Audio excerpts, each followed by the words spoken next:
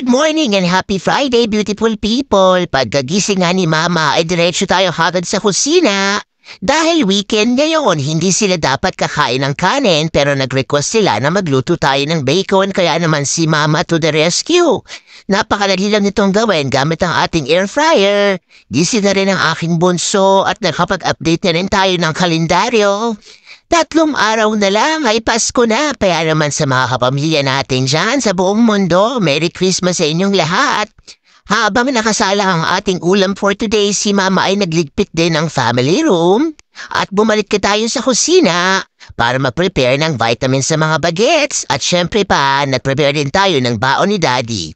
Dahil may natira tayo kahapon na spam, gagawa tayo ng sandwich na babaunin niya sa trabaho. Si Mama ay nag-upload na din ng ibang dishes at nag-init na rin tayo ng bahaw para sa kanilang almusal. Talaga namang pag-umaga si Mama ay aligaga sa kusina at meron tayong lahing octopus dahil kung ano-ano ang ating ginagawa. Nagpainit na din tayo ng tubig para sa coffee ni Daddy for work at ayan na nga ang natira nating spam na kanyang babaunin for today. Napaka-busy ng araw na ito pero okay lang yan dahil tomorrow wala tayong pasok sa work. Tapos na nga ang first batch ng bacon at ayan na nga ang ating bunso, ready nang kumain. Ito naman ang ating morning coffee at syempre ang baon din ni Daddy na sandwich. Ito na ang last batch of bacon at nandiyan na din ang aking panganay, ready na din silang kumain. Pagkatapos nga niyan ay si Mama ay naggawa rin ang kanyang kape at gumamit nga tayo ng Nescafe Colombiana. Black coffee for breakfast at muffin lang muna tayo for today. At para natakam akong kumain ng bacon kaya naman si Mama kumuha ng isang piraso para naman meron tayong karne. At nakita niyo si Bunso may pakis-kis pa kay Mama kaya naman thank you and I love that. Bago tayo pumasok ngayon sa trabaho ay nag-bake din tayo ng red velvet crinkles dahil nag-crave ulit si Daddy.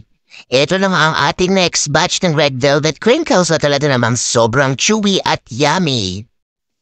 At ayan na nga ang ating red velvet crinkles. Talagang kung nandito kayo ay maaamoy nyo talaga at nakakatakam kaya naman gusto ko nang tikman yan. Hindi pa dyan natatapos ang ating baking session for today dahil nag-crave din ako sa buko pandan. Ito naman ang aking version ng buko pandan crinkles with coconut filling na napaka-yummy din. Perfect na perfect ito para sa Pasko dahil ang kakulayan na red and green is talaga namang perfect for Christmas. Pagkatapos ka nating malbake, ay pinalamig din natin ang ating red velvet crinkles at eto na nga, luto na din ang ating first batch ng ubi pandan crinkles. Palamigin na natin yan dahil hindi pa siya natatapos sa pagbibake ni Mama.